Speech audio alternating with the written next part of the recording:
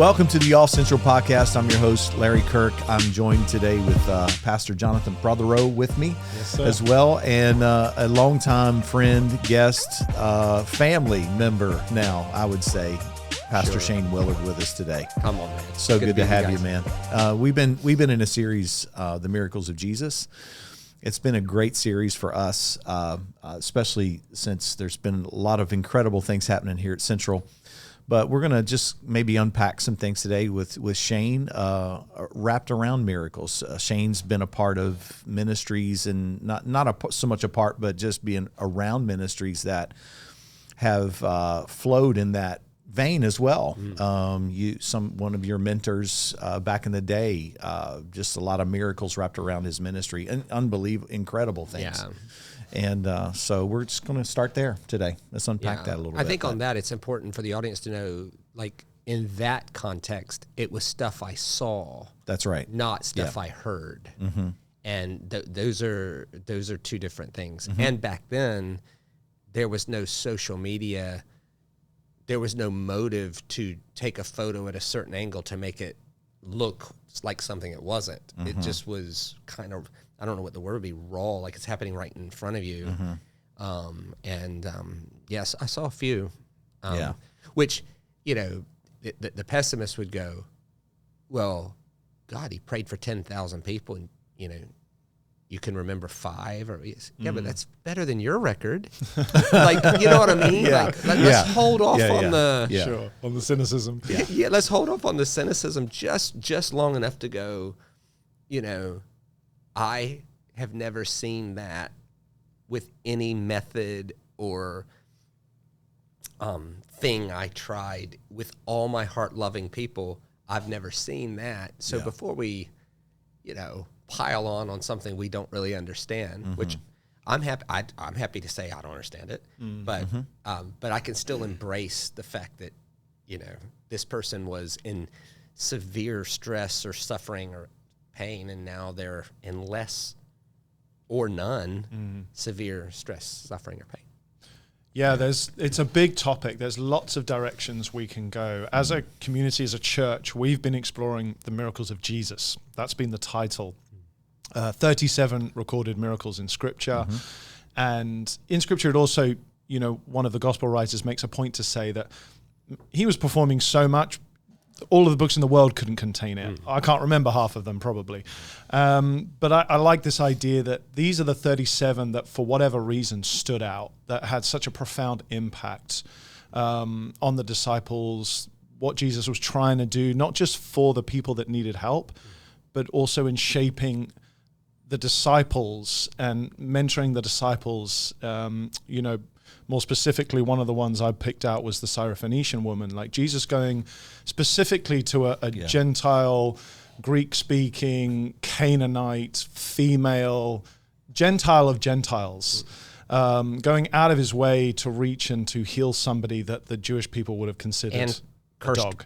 And cursed by God in the Bible. Yeah.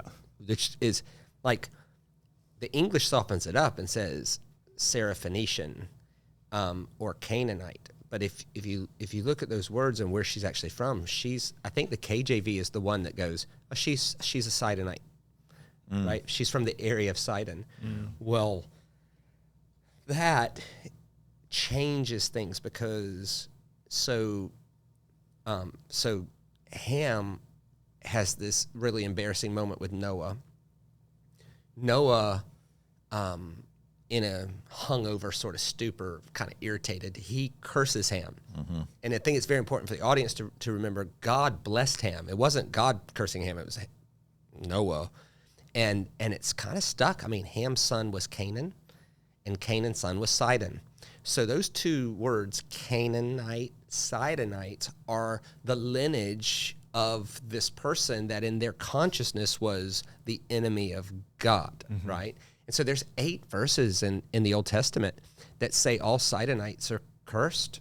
And if God ever encountered the Sidonites, he would hurt them, right? Ezekiel's pretty out there. He says he'd murder them, right? And leave them naked and ashamed. Well, this is an expression of their consciousness around what God would be like regarding people they think are their enemies. Well, Jesus comes up, and part of the miracle is the fact that when you understand what God's actually like in Christ, he's actually not that. He's and don't panic about that. That happens in lots of areas. That back here they thought you had to kill goats for God to like you. By Micah, he's like, what kind of God is grumpy and then gets less grumpy because you killed a goat? That sounds, I don't know, sounds incomplete at best, you know? Just do justly, love mercy, walk humbly with God.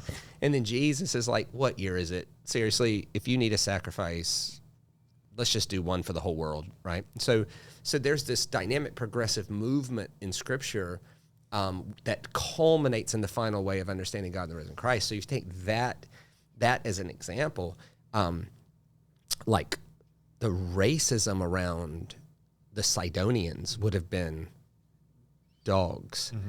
And it's hard to see in English, but Jesus does this play on words. He doesn't use the racial slur dog. He uses the word little puppy, like a pet, like a loving cute member of the, And so, and then instead of killing her, he proclaims her faithful and heals her daughter, right? Which is, in one sense, it's a miracle, obviously, but the thing underneath the thing is the challenge to Israel to actually see the love of God for people that they deemed as enemies of God. Yeah. And that's so often my point. There's the miracle, but then there's what Jesus is doing behind the miracle, the discipleship of his disciples. Like, are you seeing what I'm doing here and who I'm doing it to and who it's for? And I liked that scripture because on either side there's two feedings, one for Hebrews and one for Gentiles. Yes. And so it's sandwiched and bracketed in between those two, and it's as though the writer is going, okay, he did something for the Hebrews, then he healed this woman who shouldn't have healed and her daughter, and then he did something for a group of people that are meant to be dogs. Yeah, and the other thing underneath the thing is that whole story happens at a table. So in Hebrew, the word for table and the word for reconcile are the same word without one letter different, right? And so if you were willing to sit at a table with someone, it meant you accepted them without feeling the pressure to affirm everything they're doing, which I think we need to resurrect that technology. Because according to the historian Alan Creeder, the reason the church exploded in the first 400 years was not doctrinal statements. Obviously, there wasn't any. It wasn't a Bible. It wasn't put together yet. It was a technology called the table where they chose to show the world how you can accept someone of a lower class than you without affirming everything about them. If you just pause for a second and think about that, like, imagine the pressure that would be alleviated from us at family gatherings with the one uncle that only watches one news source. Right? And he's barking on about you can't accept people that are called them, right? You can't accept them.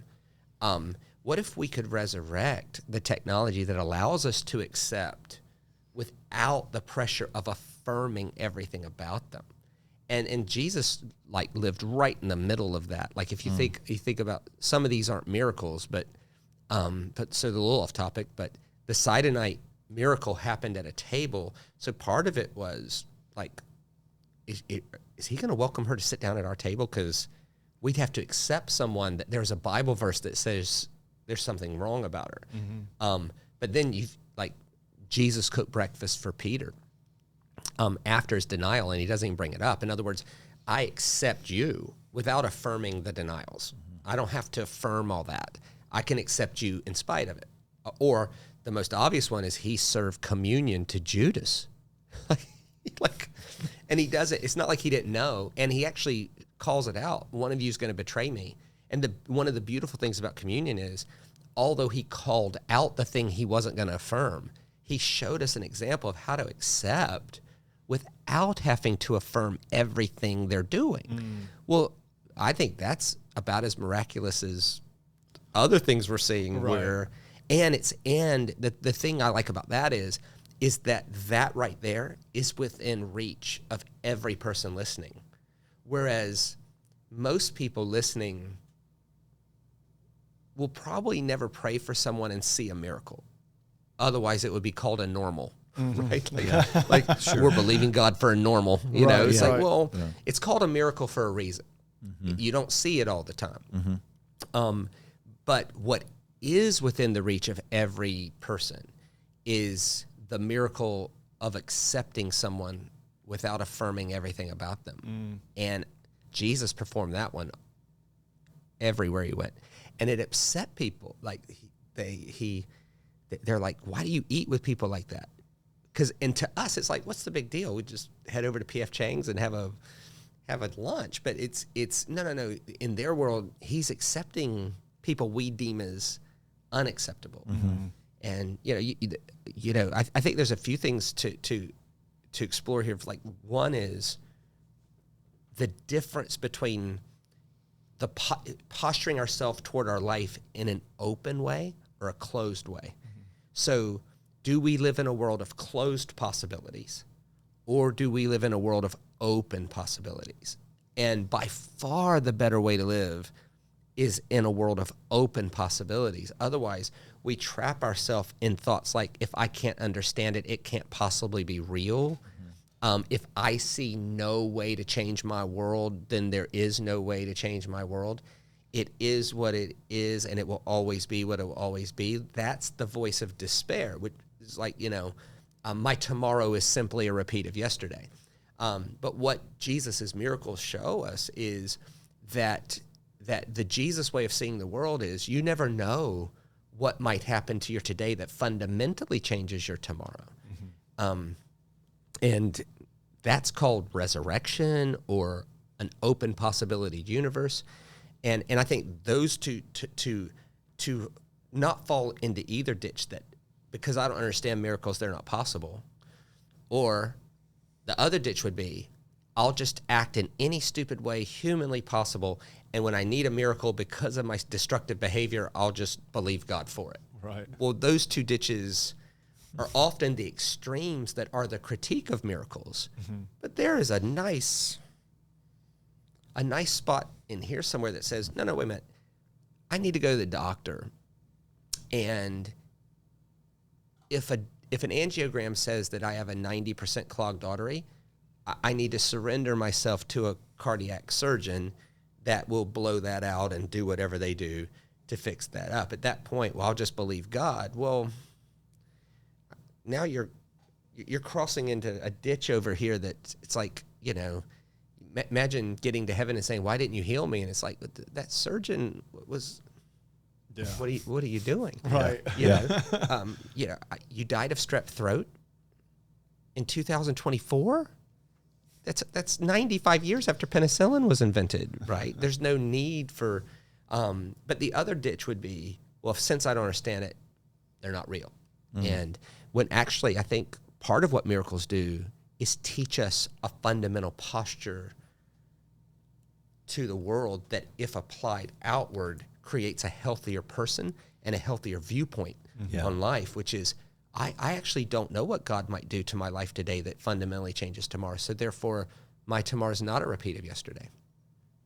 Yeah, there's a book called 10 Hours to Live. I think it's called something like that. And he had made mention of something about his own miracle in his own personal life, because they just sent him 10 hours. You got 10 hours, probably 10 hours to live. And he was healed. But with that said, he says in there, he said, I'm not against doctors. It's not, you're not in lack of faith if you go get checked, all these things, go get checked. Don't just go on what you think God's saying in that moment. Reconfirm the miracle that's taken place in your life. Yes. Go to them, go to the doctor, yeah, and get help if you need it. And if God healed, God's not going to withhold His healing over your life because you visit a doctor. Imagine the pettiness of that. That's right. Pettiness, right? And that's what he says in that book. I think it's really it's very balanced. It's just balanced. Yeah. It's just a balanced. I don't know if you guys have covered it in your series, but did you guys explore any thoughts around when Jesus it's a similar theme in terms of without the Bible verse to prove they were bad or something. But when Jesus has compassion on the guy screaming across from the Sea of Galilee, and he's chained to a tomb, it's in Luke somewhere. But and so Jesus has compassion on this guy, and I've been asked, why do you think Luke included that story? And I'm thinking, this is a guess, but I'm thinking Luke would have had a lot of stories, but I think he put this one in there to answer but what about them? Is this person too far gone for Jesus to love and reach out to? And there's so much hyperbole in this story. Naked guy chained to a tomb full of 6,000 demons. It's like, is he that? Sure. No, he's a Democrat. I can't talk to the Democrats. They're too far gone. Or depending on the other bent, I can't talk to the Republicans. They're too far gone. It's like, wait a minute, no. Or, there's a naked man chained to a tomb. Yeah. And it says he was full of legion, which is 6,000 men. I obviously, I don't think some of that's meant to be taken literally. It's speaking in rhetoric around very, very, very, very, very unclean. Okay, unclean, really, actually so unclean. The unclean people who were the Gentiles across the thing, they deemed him as unclean. So there's this very, very, very, and there's this. I found myself in the story so many times because I went and looked at it to write a sermon or a curriculum, and this was on the life of Christ, and this was one of the stories I looked at, and I realized, we always read ourselves into the story as the good guys, So there's this interesting thing. It says, so the 12 got in the boat with Jesus in Tiberias, right, on that Sea of Galilee right there, and they just went across. Now I've been there with Pastor Terry. I've been there with Larry's dad, and it's not far, but it's not close. Right. I don't know how far it'd be. We could Google it, but it doesn't really matter. Like it's close enough to hear the guy. Is it 13 miles long, 8 miles wide, something like something that? Like that. Yeah. So you can see the mountain there. Right. Yeah. And then, it's close enough where they can hear this guy screaming. And so Jesus has compassion, and the 12 get in the boat with him. And, the way I picture it is, let's go help this guy rock. And then the closer they get, they're like, oh, Lord. So when they get over there, only Jesus gets out. the other 12 just like, we're going to hang out for a while. We're going to hold down the fort of the boat. We're going to get the boat ready to go back over across the other side. And everything in us is like, I think I'd get out of the boat, but I know I wouldn't have. Like the closer we got to that, I would be one of the guys in the boat. Yeah. And I know that because I've had experiences with Clark Taylor in Fiji that proves my assessment that I would not be the one that got out of the boat. No. And so, but then there's all these things, to your point, there's these things underneath the thing. So he ends up ministering to the guy, and then his own people find him in his right mind. And clothed and all of this, but when a writer says 12 got in the boat, this is clearly a remez or a allusion to, this is not just this story. This is Jesus calling all of Israel to get outside of who they think are clean and go show love to this guy over here. Right. And it begs the question of who in my life have I pictured beyond the scope of God's love, Jesus's desire to touch their life.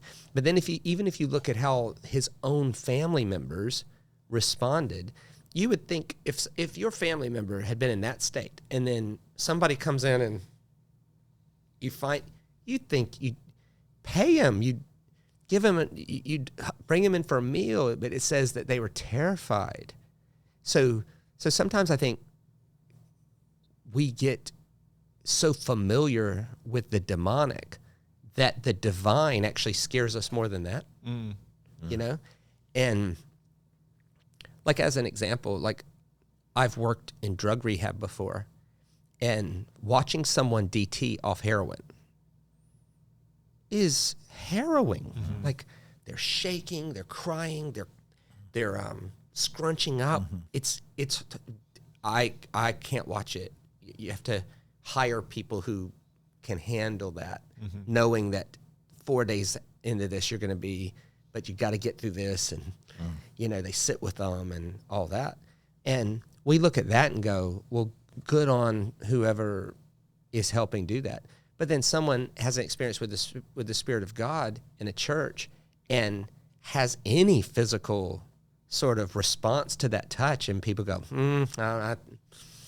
I don't know, that's scary right there. Right. Well, it's scarier than heroin detox. Like, Right. What's scarier is you can understand heroin detox. You might not be able to get your head fully around that. And so this story sort of begs all kinds of questions, like, have I become so familiar with darkness that actually light would scare me? I think I would embrace it, but in actuality, if it actually happened, what it would require of me to embrace it actually is too terrifying. Do you think, in terms of when we think about miracles, we've often on the podcast, and you've been teaching for the last couple of years, this idea around a greater imagination around words. Words aren't as important as how we picture words functioning. And maybe let's get into that when it comes to the word miracle, because I think as soon as we hear that word, most people's definition is something physical, something going from a broken part of your body to a healed part of your body. But obviously the miraculous, when we talk about that, surely it's broader than just that. And this is sort of a leading question, but you kind of get where I'm going with this, that I like Pete Holmes on this. This isn't necessarily worth watching, but it did make me laugh. He just talks about how just everything in the universe is just like, we just accept it. Like we're flying in a ball of matter going around at 73,000 miles an hour around the sun, and we're just okay with that. Okay, got it. It's his whole thing. Got it. Like there's more space in between atoms, yet somehow the atoms in our hand, when they touch each other, don't go between each other, don't go between the atoms. They just hit, and it's like, okay, we've explained that, so got it. Sure. But of course, the whole thing is a miracle, surely. But how do we? I guess. I don't know. What would you say to that? Like, how should we think about the miracles versus the miraculous? And well, I agree with Pete Holmes on that. Like, I didn't watch that. I don't. But we do. Like, I don't want any astrophysicist writing in like he's technically wrong about this. Right. I'm not an astrophysicist, but my understanding is that there's 4 gravitational energies, and the fragility of, if like the percentage of margin for error you have in all 4 interacting, for us not to just turn to dust, is quite fragile. Like if it just adjusted a little bit. Well, so in one sense, the fact that something or someone or what the Greeks called logic or logos, was kind of holding the whole thing in their hands to make sure that those fragile things stay within a very minute margin. Well, that's miraculous. Yeah. And we do just accept that. But when our imagination thinks of the word miracle as, I was in an accident and lost my leg and my leg grew out. Well, you're likely never going to see. I'd celebrate. Make no mistake about it. I'd cheer that. Like if that happened, I'd be like, I'm all for it. Sure. In my experience, the more legs, the better. Seriously, I wouldn't be like, just suffer with your, without a limb. But when we define the miraculous that narrowly, we rob ourselves of, I guess the word would be wonder, or awe. Yeah. Wow, we miss the joy of, going, man, I'm here, I'm breathing. My feet are on the ground, even though we're moving. Australia's upside down to me, and I'm upside down to them, but we all feel right side up.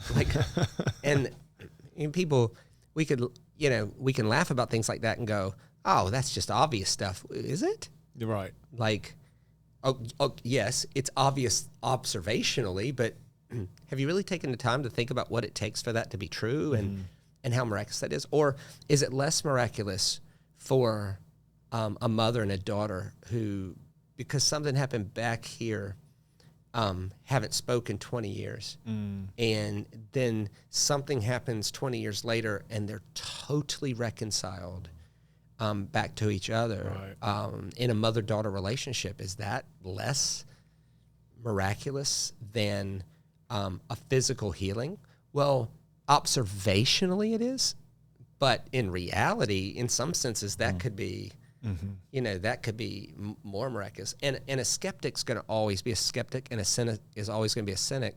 Like, if you see someone healed of, say, severe back pain, well, a cynic would say, it's only a back. Well, it's only a back unless it's your back. Right. And then it's the most important back in the history of mankind. It's like, In the history of backs. in all of backs everywhere. That's the most important back, Sure, yeah. And, and then there's another aspect to it too. Like, so I had a little bit of a crisis of faith when my grandmother died. I was close to my grandmother, and I had this thought, like, what if we're the ones that are wrong? I think it's a reasonable question to ask. If you're not really to ask that, it's like, we always harp about how we have this way and no one else has it. And what if all that changes when someone you love is gone, and you're like, what if we're wrong? And in that moment, I'm not a dumb person, but I couldn't think my way back to faith. I had to go to moments that I saw. And for me, almost everything I saw up close was with Clark, who was a pastor. He pastored the largest church in Australia at one point, and just, prayed for me one time, and I got healed. Like, I'll spare too many details, but this is my story. It's, I guess, as medically confirmed as you could be. But when I was a kid, I was involved in an accident where I got impaled, and the impalement punctured my colon, right? And so it made a small hole in my colon wall. So when I recovered, there was scar tissue in my colon, right? So there was, I don't know how to say it, scar tissue in my colon. And I was probably 7 or 8 when it happened. And so I lived with this upset stomach all the time. Let's just say dating in high school was a challenge, because if I ate a meal, because there was scar tissue in my colon, it was just embarrassing, where you're having to go to the bathroom all the time, and you're cramping, and there's, the stuff. Well, anyway, I was hosting Clark. I was probably 23 years old, and Clark's praying for people. And he said to me, he's praying for people, and he looked at me. I was there, like, this is going to sound funny because of my size, but I was kind of like his bodyguard. Like, I was, like, if anybody actually physically challenged, I'd be like, oh, well, and at that time, You slow him down, though. I'd slow him down. Yeah. And honestly, at that time, Clark would have won in a fight anyway. Yeah. Like, Big giant because he of a was man. and a bull. Yeah. He wrestled bulls to the ground. Yep. Like, He's a true cowboy. Like, his neck is like, he's like Curly from City Slickers, but like 20 years younger. What a reference. Like, just Curly from City Slickers. Have you seen that movie? Yeah. Oh, it's brilliant. Yeah. It's great. Anyway, so One thing. So Clark looks at me and says, "Did you?" And this wasn't something I talked about. It was embarrassing to talk about. But, Sure. Clark looked at me and said, "Did you have an accident when you were a kid that left scar tissue in your stomach?" Yeah. Wow. Which is pretty close to right. It was in my colon, not my stomach. Yeah. But I come on. Yeah. Right. He's not going to say. And and I said, I'm not going to go, actually, Sure. it's 8 inches low, through this tunnel of, but he said, oh, that would make life hard. Scar tissue. That'll be enough of that. That's all he said. That's it. That's it. We went on. I was like, thank you. But then I started noticing I'm a bit more normal, right? And so years later, I really don't even think about it much anymore. I'm just thankful. Actually, I didn't autopsy the miracle or the prayer. I just thought, I'm glad I feel better. That was it. And then years later, I had to have a colonoscopy for another reason. And the guy shows me the pictures of, my colon and all that, and says, "Oh, there's nothing in there to worry about, and all these, you don't have cancer, and da da da." And I said, "Oh, great." I said, "Is there any scar tissue in my?" He said, "No, not. That looks normal." Wow. And so I thought, that's amazing, And I just, if to some, if you're going to go, well, it's just a colon. Well, okay. Unless it's your colon, and then it's like, well, Right. and so, but that, it took me 17 years to like have an empirical, observable, oh, it's different, but I appreciated it just because I felt better. And so that's one of the stories I go back to when I was having faith issues and I couldn't think my way back. I was like, wait a minute, that was real. And of the 6 or 7 real things I saw in front of me with him, that's probably a minor one if you're going to rank them. Right. But it taught me more than Shane explained the miracle. It taught me it's okay to expect non-despair. It's okay to not despair. It's okay to expect what might be unexpectable. I got one question. It's not a question that I love, but I know it's a question that I get asked 90% of the time when we talk about miracles. I think I know what you're going. Well, it's the why question. Yeah.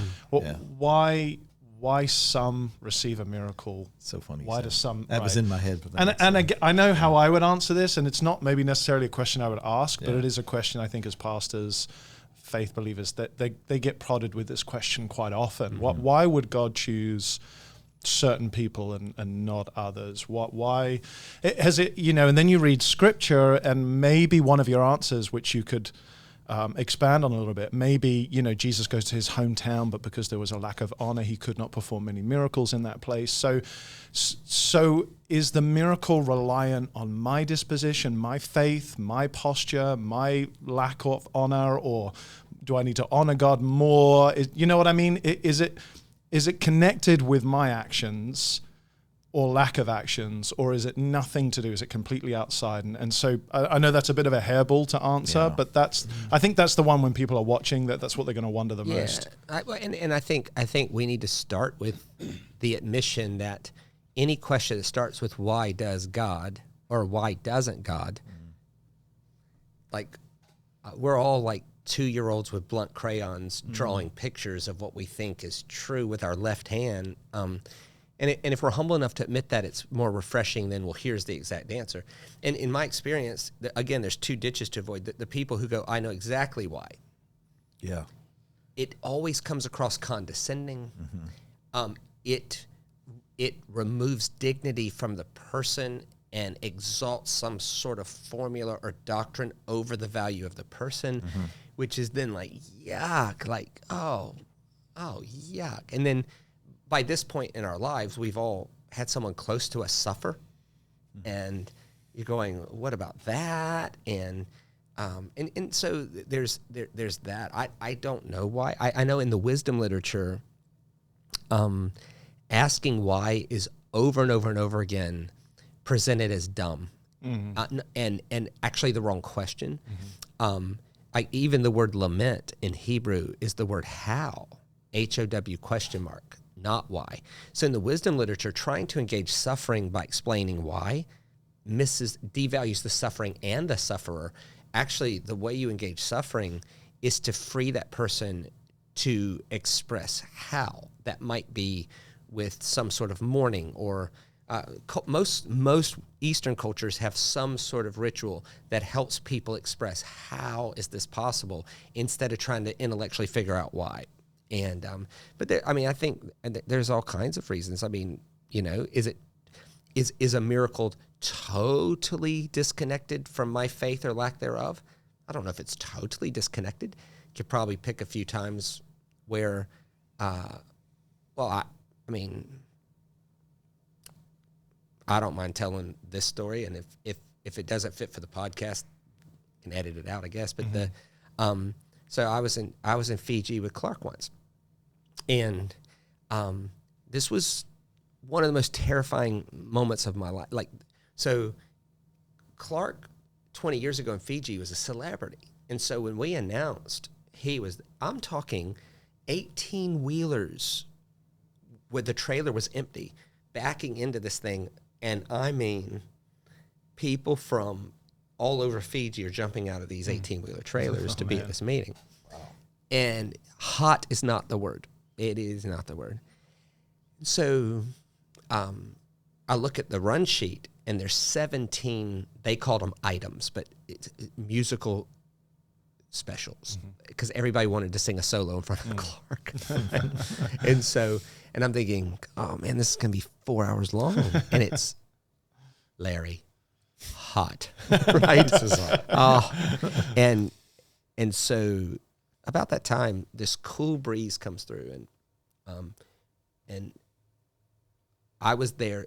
I just want to release anybody listening to this. If you go, I don't believe this, you're free not to. I might not either, but I was there, right? So this cool breeze comes through, and I'm like, oh, Clark's sitting to my left. I said, man, how nice is God to give us a cool breeze, you know? Clark goes, there's no cool breeze in Fiji. So he gets up, and he kindly takes the mic off the lady singing, and he goes, everybody, there are 3 of you. You came from up that mountain, you're witch doctors, and you've used your spirituality to terrorize and provoke fear in these people. And tonight is the last night you will do that. Reveal yourself. Man, my butt. I did not think that was going to be the next line. I didn't either. I didn't either, but. Well, the scar tissue had been healed. And I mean. Oh my gosh. There's multitudes. I can't even tell you how many people were here. These 3 guys in the back, right? Right? They start doing this thing. Sure. Well, they come up to the front, and they're like in agony. They're like howling. I'd never seen anything like this. They walk right by me because I'm on the aisle. And again. Like, oh, like there, like I could touch, right? They get up in front of Clark, and Clark says, everybody, how many of you in this room have these 3 evoked fear in your heart and tried to dominate you with fear? Well, 85% of the room raised their hand. I raised my hand. I'm like, I'm freaking scared to death. I gotta be honest with you, right? And Clark says, today you'll see that the power of Jesus Christ is more powerful than whatever they're wielding. And he went, woof, like that. And these guys, they can't stand, and they're on the ground like, right? And Clark hands the mic. Clark says in the mic, Shane, handle that. Hands the mic back to the worship leader, right? And goes and sits down. I'm like, what do you want me to do? He goes, just handle it. So I'm 25 years old. I have no idea what I'm doing. So I go to the guy on the end, and he's like, he's like obviously in pain and agony. So I just knelt down beside him, and I put my hand on his arm, and I said, I'm so sorry that you're in pain. And that guy over there, he thinks I know what I'm doing. I got to be honest with you. I don't know anything. So if you're depending on me to bring comfort to you, you're really in a bad way here. Right? And he's like, right? But I said, I'm going to sit here and pray for you and hope that God eases your discomfort. Anyway, 90 seconds later, he sits up like the Undertaker in WWE. Oh my God. And he screams at the top of his lungs, Jesus is Lord. Oh, wow. So everybody looks. And I'm like, that's right. He's Lord. Yep. So Clark gets up, grabs the mic and says, what happened to you? The guy said, well, I was laying there and there was 1,000 voices in my head, and then it went to 900, 800, 700, 600, right? And it got down to 3. And the last 3 voices, I just said, who are you? And he said, I'm Jesus. And if I only knew about me what you knew about me, I would reject me too. But I'm urging you to live the rest of your life to bless people in compassion and generosity instead of harm people. And he said, I just figured since he was the strongest voice, he must be in charge, right? So Clark goes, everybody, Pastor Shane has just prayed for this man and 1,000 devils left him. So if you would like prayer, I'd like you to line up around this thing. Well, now everybody. There's a line, yeah. and I don't know what I'm doing. and so the point of it is that in that instance, God touched that man despite my lack of faith, despite his lack of faith. It just seems like sometimes God just touches people just 'cause. Right. Other times you see God touching people because they're desperately seeking him.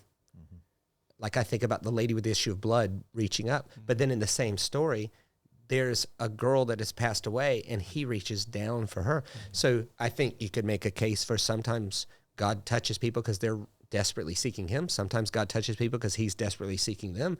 And sometimes God touches people just because he loves people.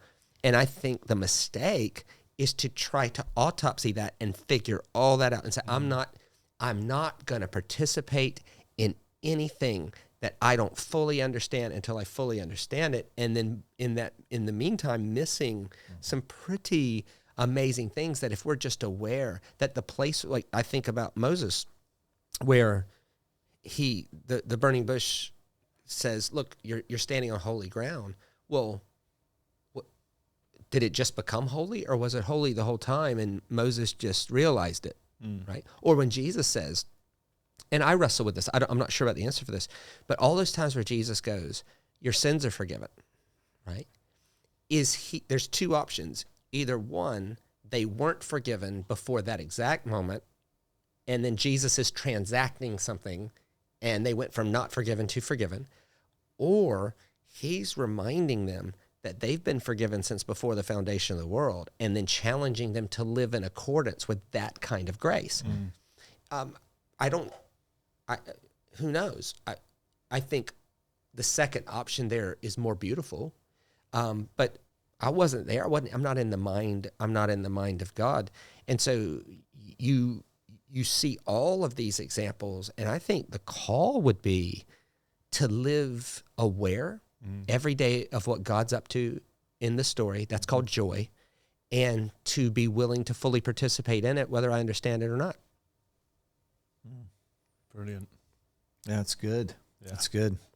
I think there's times where people, maybe feel like, well, God loves this person more. I know that's somewhat small thinking or whatever, but it's just how they feel in that moment. God healed this person, but then this person, and he just picks and chooses, and it's like, it's just so hard to navigate those conversations at times with people. It is. And a lot of those conversations totally alleviate responsibility from human freedom. Yeah. Right? It's like, I've heard this kind of stuff before. Why did God give that person lung cancer? Well, first of all, God didn't give anybody lung cancer. That's first. Right. Second, with all the compassion in the world, I want that person to be healed of lung cancer, but they did smoke for 40 years. And so there's a responsibility. That's like kind of like saying, like, and again, when things are observable, it's a bit easier. Like, why is that 80-year-old broke? Well, you want to take the next 3 weeks and let's audit the way they spent their money for the last, God didn't make them broke. at some point human freedom steps in.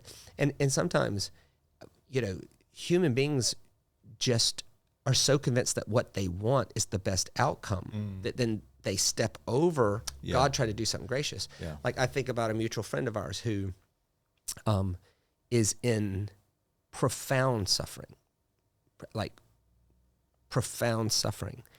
And, but if we trace it back 18 years ago, to keep him from dying of heart failure, medical intervention stepped in and did something nice, saved his life, but now he's actually praying he'll die of heart failure because you'll just fall asleep. And so what we were convinced was the best for him actually became responsible for incredible suffering 12, 13, 14, 15, 16, 17, 18 years later. And were we wrong to do that? I don't think we were wrong, but then you look at it, and what made me think of it was I've had people come to see him, and then they'll ask me, where's God with all that? Like, where's God? Didn't have nothing to do with that. Yeah. Like the way he wants to pass away now was the way we thought, no way, don't let that happen here. Right. And you just see that a lot. I mean, as the great theologian Tom Shadjack wrote in his movie Bruce Almighty, there was a guy named Bruce, and he thought he wanted to be God. So God let him be God over 7 square blocks of buffalo, and he successfully destroyed 7 square blocks of buffalo in 7 days by simply giving everybody everything they thought they wanted. And, and the point of that movie is, if you want to be God, God will let you be God, but you're going to hate it. You are going to hate it. Yeah. And, and so, and it's just, I mean, it's in me. We feel better. It's called, I think the philosophical word is theodicy, where we all feel better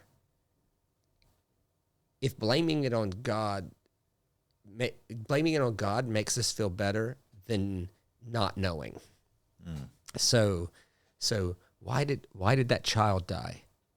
Well, God must have wanted her in heaven more than earth. Well, that doesn't give any comfort to the parents, except for psychologically, it does a little bit. Like, it's easier to live mad at God for doing that than to admit you just don't know. Yeah. And so we always look for the why as a theodicy, when actually rushing in with answers often isn't the way. Yeah. It's just the humility to, I mean, that's ultimately God's retort to Job is, you don't have the humility yet to understand that your perspective just isn't there. My perspective is this large, this eternal. Yes. I own the cattle on 1,000 hills, like it is, and yours is this big, and I'm just not gonna be ransomed to having to answer every action that I do to you. I like the comedy in Job, like, because Job in Jewish culture is partly comedic, because it's a group of people trying to figure out why bad things are happening to a good guy. And the first answer proposed is, maybe God and Satan made a bar bet over his life. Which is meant to be funny. Yeah, sure. The Western literalists are like, man, Satan's coming going out of heaven. It's actually, in the wisdom literature, it was meant to hyperbolically show the ludicrousness of human beings trying to figure out the why question instead of freeing themselves by expressing the how question. And it's like, you come up with conclusions like, I think God and Satan made a bar bet over this guy's life. Right. And then God kept doubling down. Right? That's meant to be funny. God kept doubling down. Oh, it's brilliant. It's it was like the comedian that talked exactly a little bit around that a little bit and said, how bad was Job's wife that he left her there? It's like just to torment him. We're just going to leave her right there. and then the ridiculousness of, you lost 10 children or whatever. Yeah. But I'll give you 20. That doesn't replace the 10 you lost. Right. It's like, now that I have 20, Right. As if kids are like bank accounts, Right. I lost $10, but then God gave me 20 back. It's like, Yeah. well, hang on. Yeah. So a lot of Job is meant to be comedy around the three friends' expertise. Like some of the things they're suggesting are just and again, a skeptic around Christianity Googles stupidity in the Bible or whatever, and then these Job passages come up, which when they were written were meant to be a comedic poke at here's what we sound like when we try to figure God out. And then it's not till 37 chapters in where the God character shows up in the poem and says, actually, you're all kind of seriously. Like you're a little bit dipsticks. And so Job says, well, why did this happen? And part of the point of Job is asking the why question is not wise. Right. And of course the comedy in it is if you read the whole thing in one sitting or made a movie out of it, the answer to why this happened is God and Satan made a bar bet on his life. So God doesn't want to tell him. And he says, it's not for you to know. It's not for you to know. I don't want you to know. It's above you. Yeah. And you're not going to like it. You wouldn't understand. You're not going to like it. And again, it's meant to be comedy around. It's meant to use hyperbolic rhetoric around the ludicrousness of the why question. And so the invitation, though, is to free ourselves to express how. And it's an invitation to experience joy, which in their world was defined as an awareness that God is up to something in all of our stories, me, you, and the whole thing. And if I'm aware enough of it, I can participate in it. And it's this incredible invitation that in pain we can do that, in suffering we do that, and it also invites us to take our wins less seriously, because I like the way the rabbis teach it is that Job, Proverbs, and Ecclesiastes must be read as a three-pronged tension. Oh, interesting. Yeah. That Proverbs tells you how the world should work every time. If wisdom is in operation. Right. Job tells you sometimes wisdom is not in operation. There's human freedom and natural law, and we just and then Ecclesiastes tells us win or lose, it's all temporary anyway. Don't take anything really seriously. And actually, your best place in joy is to keep death in the forefront of your imagination in terms of inevitability, and that awareness will allow you to embrace today with the joy it deserves. Because what are you going to do to avoid the imminent? And so when you read wisdom in those three tensions instead of static, you actually come to a healthier viewpoint on things like miracles and. Gosh, he said it so much good, better man. than I did on Sunday. I closed with Ecclesiastes and talking about the joy in pain, but you just said that so much better. Oh, sorry. Dang it. Good. Well, don't be That's sorry. what I meant to say. There, I said. Yeah, can we just That's replace right. my sermon with that 2-minute clip? Look, this is what I'm saying in 2 minutes. Shane Willard, I love your mind. We'll just film you saying that and then burn the clip. Perfect. That's great. No, this was Here's so an good. edit to the live stream. No, this was so good. Thanks, It Shane, was, for discussing guys. this. I know it's a big topic in the church world, and for those who believe in miracles, and we've seen it. I know you've seen it in your life, my life. Shane, you've seen it around you, and so such a good, healthy way to discuss this and put some framework around it, and do what Shane just said. Those 3 books, don't look at it as static, but look at it as a 3-pronged thing to not take yourself so seriously as well. Right. And live your life. Like when you said at the back end right there, you said live with death at the forefront. And when I think that, this is how my brain works is like, okay, I don't need to waste, first of all, I need to waste my time and breath on things, and I need to be prudent about what God's called me to do. And in that as well, if death is at the forefront, there's things that I can change in my life, that I can live a better life and bringing heaven to earth for other people as well.